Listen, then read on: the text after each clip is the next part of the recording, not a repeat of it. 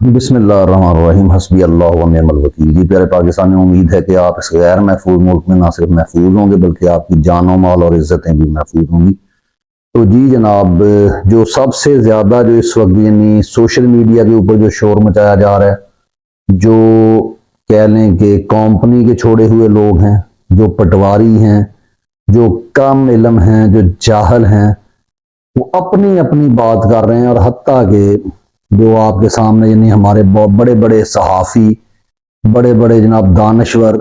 بڑے بڑے لوگ جو ہے وہ گفتگو کر رہے ہیں۔ میں تو اللہ معافی دے یہ اپنا کیا کہتے ہیں کہ یہ بات کرتا، یہ دعویٰ ہی نہیں کرتا کہ میں شاید جو ہے بہت بڑا عالم دین ہوں یا میں بہت بڑا جو ہے وہ کہہ لیں کہ اینالسٹ ہوں۔ ہاں، ایک ٹیچر ہوں، اور اللہ نے جتنا شعور دیا ہے اور تاریخ کو سامنے رکھ کے، اور جب آپ اور یہی سب سے اہم چیز ہے، دیکھیں ہم جب دین کی بات کرتے ہیں، جب اور بات کرتے ہیں، تو پہلے شارٹ ایک میں بات کر لوں کہ یہ جو میں ویلاگ کر رہا ہوں یہ اس لیے کر رہا ہوں کہ آپ نے تحمل کے ساتھ، آپ نے اپنے ذہن میں فلیکسیبلٹی پیدا کرتے ہوئے اس بات کو سننا اور اس پہ غور کرنا ہے۔ دیکھیں، اب میں تو مسئلہ اگر قرآن کا بیان کروں اور اس میں اپنی رائے کو میں حرف آخر کہوں گا تو لوگ مجھ سے نفرت کریں گے، اور بلکہ اگر میں سچی بات بھی کروں گا لیکن میرے اندر اگر فخر ہوگا، فخر کے ساتھ، غرور کے ساتھ ہر بات کو جھٹلاتے ہوئے گفتگو کروں گا، تو لوگ شاید اس بات کو اتنے طریقے سے نہ سمجھیں۔ آپ میری رائے کے ساتھ اختلاف کر سکتے ہیں، لیکن جو 2 دن سے ایک طوفان بدتمیزی کھڑا ہوا ہے، اس پہ تھوڑا سا میں نہ تو اس میں بہت زیادہ اپنی رائے دوں گا، میں آپ کو حقائق جو بتاؤں گا وہ تاریخ سے، یعنی جو اس ملک میں ہو چکا، کیونکہ ایک عام پاکستانی اور مجھ میں کوئی خاص فرق نہیں ہے۔ ہمارے پاس وہ چیزیں نہیں آتی کہ جس طرح سے وہ ضمیر فروش صحافیوں کے پاس وہ خبریں پہنچتی ہیں جو کہ ان کو اندر سے دی جاتی ہیں، اور بڑی بڑی گیم ہے، اور یہ دور ہی فتنوں کا ہے۔ تو اس بارے میں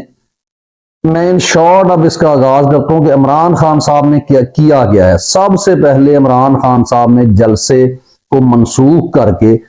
قادیانی جو ابن الزنا ہیں، ابن زنا کی پیداوار ہیں، جو بے غیرت ہیں، جو یعنی اس ملک میں فساد برپا کرنا چاہتے ہیں، جو ہمارے اچھے ہم نہیں کہتے، فوج ہماری الحمدللہ اچھے گھرانوں سے لوگ گئے ہوئے ہیں، لیکن ان کو کیپچر کس نے کیا ہوا ہے؟ کیپچر ان قادیانیت نے، یعنی پیسے نے کیا، اور پیسہ کس کے پاس ہے؟ آپ امریکہ کی سیاست کو دیکھ لیں، یعنی وہاں جو کملا کو یا اس سے پہلے بائیڈن کو، اور جو اٹیک ہوا ہے ٹرمپ کے اوپر، اس کے پیچھے اگر یعنی آپ کوشش کریں گے، اس میں بے شک پاکستان نہیں نکل آئے، بے شک ایران نہیں نکلے، لیکن اس کے پیچھے اسرائیل نظر آئے گا آپ کو، کیونکہ یہ چھوٹا سا ایک دنیا کا ٹکڑا کہ جس پر یہود پر اللہ تعالیٰ نے لعنت فرمائی ہے قرآن میں۔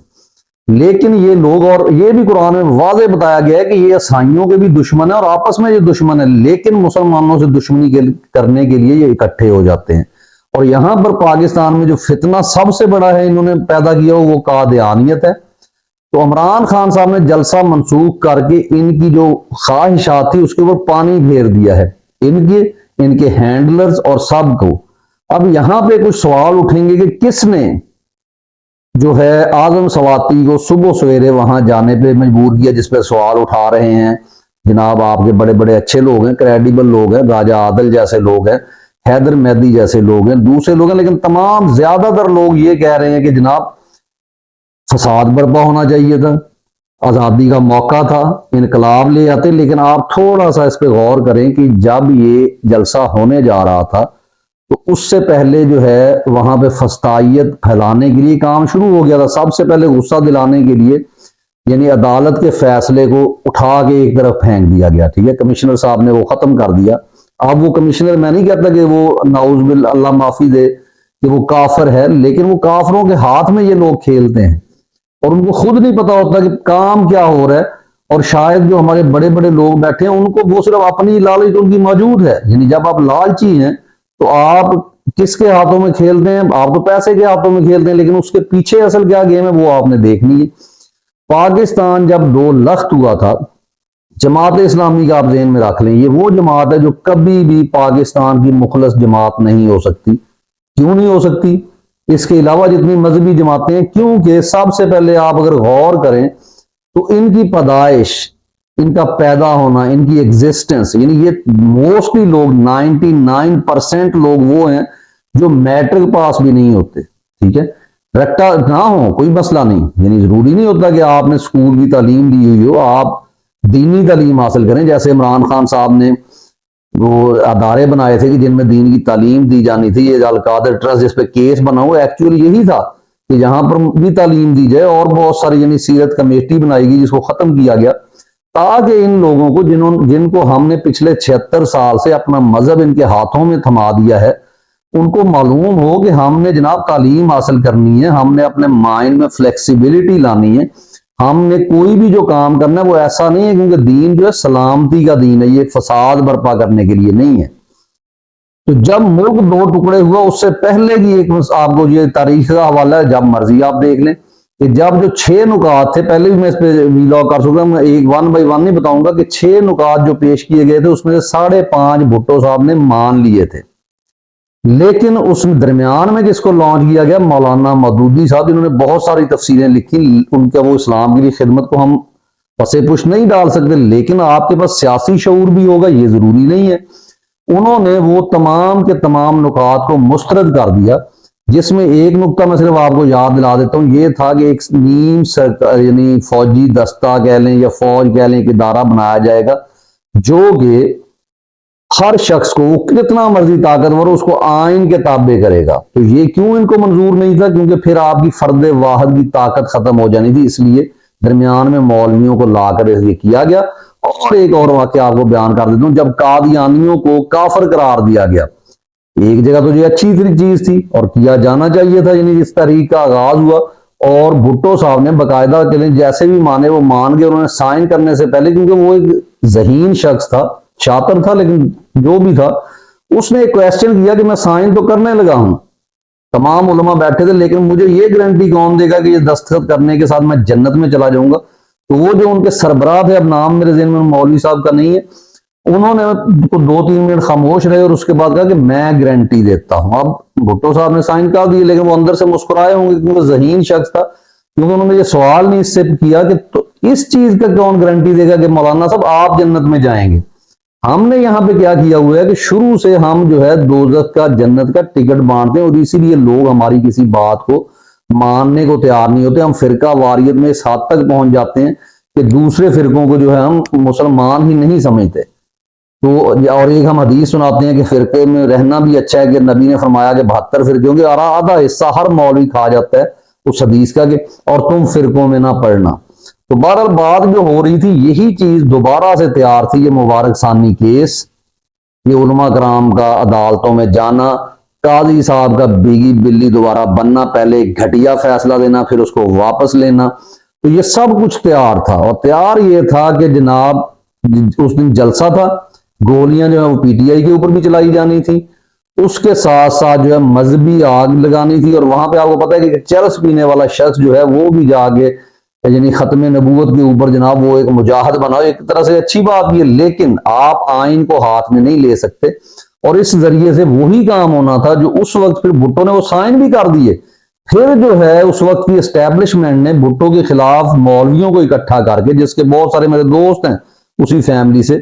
آج بھی کچھ لوگ سچی باتیں اس میں سے کرتے ہیں، آج بھی ان لوگوں کے پاس میں نام نہیں لیتا، بیرون ملک یعنی کسی کے پاس سعودیہ کے جو ہے وہ یعنی کہہ لیں انٹری ہے، جب چاہے وہ جا سکتے، کیوں؟ کیونکہ دنیا کا کوئی ملک بھی اپنے مفادات دیکھتا ہے۔ آپ سعودیہ کو ہم پسند کرتے ہیں کہ ہماری وہاں پہ، یا ایران لے لیں کہ وہاں پہ ہم لوگ زائرین جب جاتے ہیں تو مقدس مقامات ہیں، لیکن اس کا ہرگز مطلب نہیں یہ نہیں ہے کہ وہ ہمارے ملک میں جو کھیل چاہیں وہ کھیل دیں۔ تو اس لیے اس وقت عمران خان سے زیادہ اس قوم کا خیر خواہ لیڈر آپ کو، اور شاید قائد اعظم کے بعد اگر کوئی پیدا ہوا تو وہ ہے، تو یہ آپ میری بات سے انکار کر کے دیکھیے گا، اور جب خان صاحب انشاءاللہ باہر بھی آئیں گے اور یہی بات آپ تک پہنچے گی، کیونکہ یہاں پر مولانا فضل الرحمان صاحب نے کہہ دیا تھا کہ ہم اپنی تحریک خود چلائیں گے، جناب اس کے پیچھے کیا عوامل تھے وہ بھی سوچنا ہوگا۔ پھر اس کے ساتھ ساتھ جو ہے جماعت اسلامی، پھر یہ مسئلہ، اور قادیانی بے غیرت کافر لوگ، یعنی جو نبی کو آخری نبی نہیں مانتا وہ کافر ہے، اور یہ بے غیرت آپ خود دیکھیں جتنے لوگ ہیں، ٹک ٹاک کے اوپر جائیں کیونکہ یوٹیوب پہ بہت زیادہ، لیکن وہاں بھی ان کے چینل ہیں، ٹک ٹاک کے اوپر یہ بیٹھے ہوتے ہیں مسلمان بیچارے جو زیادہ پڑھے لکھے نہیں ہیں، ان کے ساتھ بحث کر رہے ہیں، ان کے ساتھ مباحثے چل رہے ہیں، اور یہ بہت زیادہ عام تھا ان دنوں میں ہوا یہ تو ان کے خواہشات کے اوپر پانی پھیر دیا عمران خان صاحب نے۔ تو یہ اس چکر میں تھے کہ ملک میں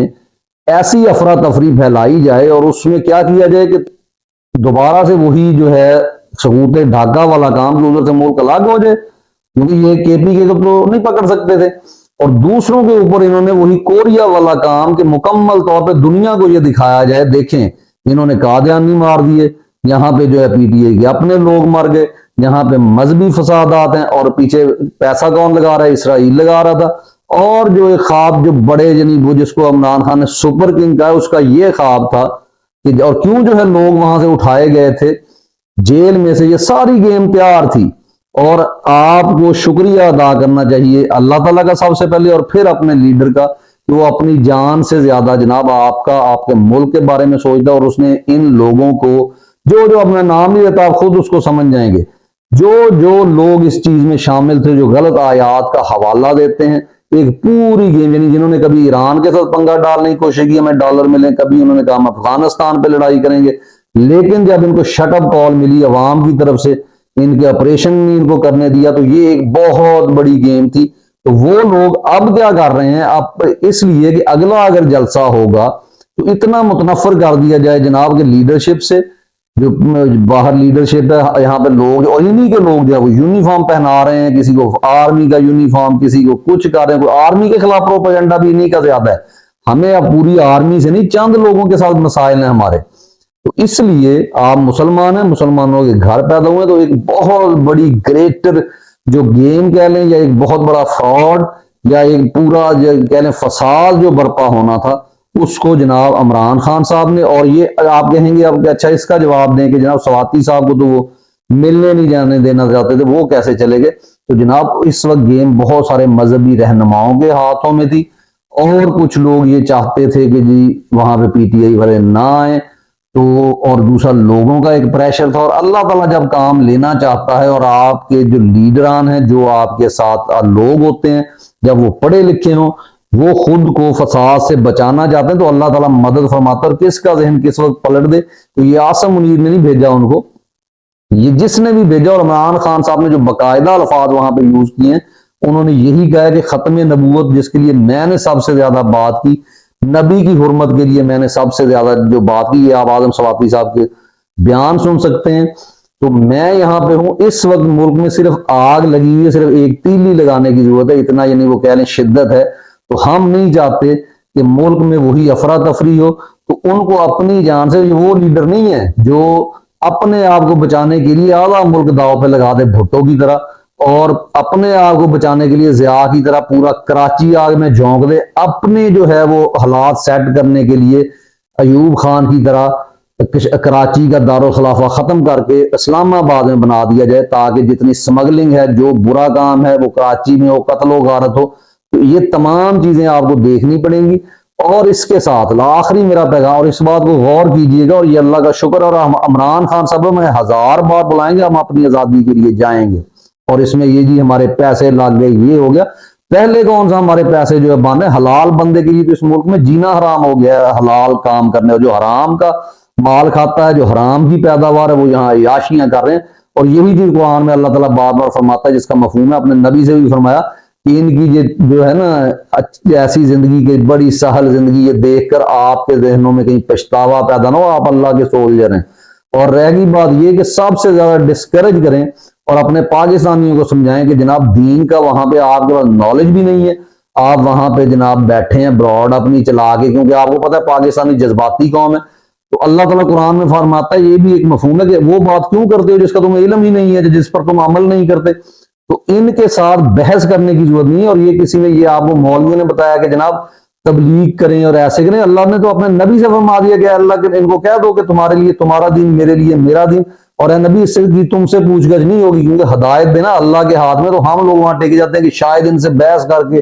ہم اپنے آپ کو، اور ہماری ذہنی حالت بھی خراب ہوتی ہے، جسمانی بھی خراب ہوتی ہے، اور ان جیسے بے غیرت قادیانیوں کے ساتھ آپ بحث کرتے ہیں، ان کو رہنے دے، اللہ ان کے ساتھ جو ہے کرنے والا ہے، اور ان کو رہتی دنیا تک اس کے اوپر اللہ تعالیٰ اور تمام فرشتوں، تمام لوگوں کی اگر یہود پر لعنت ہو سکتی ہے، تو ان کا بھی دین ویسے ہی ہے، یہ بھی نبی کو نہیں مانتے، ان پر لعنت پڑ چکی ہے اور قیامت میں جو ان کے ساتھ ہوگا وہ ہم دیکھیں گے۔ تو اس لیے ڈسکریج کریں، کوئی ایسی براڈ دیکھتے ہیں، کوئی ایسی ویڈیو دیکھتے ہیں، اس کو رپورٹ کریں، اور دیکھیں گے آپ رپورٹ کا جواب بھی آئے گا کہ وہاں کوئی وائلیشن نہیں ہے کیونکہ انویسٹمنٹ ان کی ہے۔ تو اس لیے سب سے بہتر حل یہ ہے کہ آپ ایسی حکومت لے کے آئیں جو ان تمام جو ان کی ایکٹیویٹیز ہیں ان کو بین کر دے کہ آپ نے جو کرنا ہے اپنے گھروں تک محدود ہو کے کرنا ہے، آپ کوئی اپنے مذہب کا یا کسی ایسی چیز کا جو ہے وہ